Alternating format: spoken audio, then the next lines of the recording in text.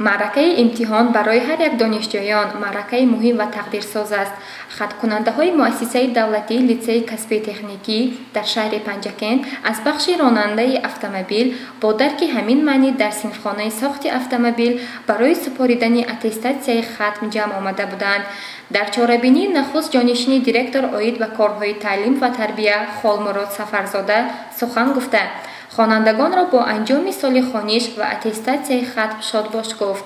هنرآموز کسب هنرمندی در کشایی کننده در بنده میگوید سال جاری یعنی سال تحصیل 2020-2021 بیش از 100 نفر خوانندگان بعد از سپردن اتستاسیای جاری به اتستاسیای دولتی آمدند. لیسه کسبی تکنیکی موافق گفته های جناب عالی که میگویند باید ما صنعت کنونی کشور را به درجه اعلی رسانیم برای به اعتدال آوردن هم ساحه صنعت، هم خواجگی قشلاق، هم ساحه اگراری کادرهای بالایقت تیار کرده است.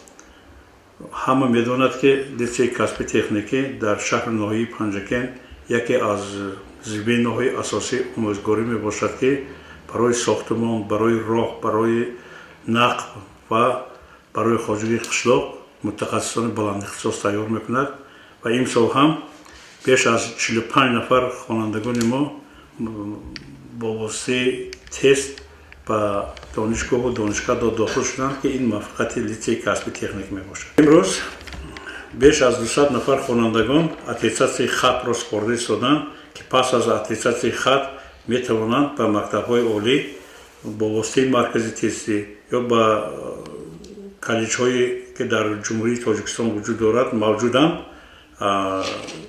از کورس دو به سپردن امتحان در اساس ثبات داخل شود. در جریان اتستاسیای ختم از جوابهای خوانندگان پی بردن دشوار نبود که آنها به معرکه با تیاری پخته آمدند. دانش خوانندگان همزمان دلیل به آن فکر بود که استادان در تعلیم آنها زحمت زیاد به خرج دادند.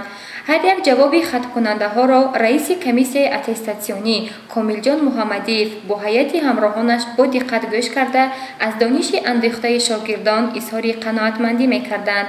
از جمله هیئت کمیسیه اتستاسیونی به دانش خط کننده گروه 11 همین اختصاص رضازاده سفربای بهای بلند دادند. همین طور امتحان نخستین در مؤسسه دولتی لیسه کسبی تکنیکی شهر با تیاری خوبی مسئولان این معرکه و جوابهای پخته خوانندگان انجام یافت. گزارش نبیزاده فرزانه جعفر و اسماعیل جان خالف مخصوص برای برنامه پیغام.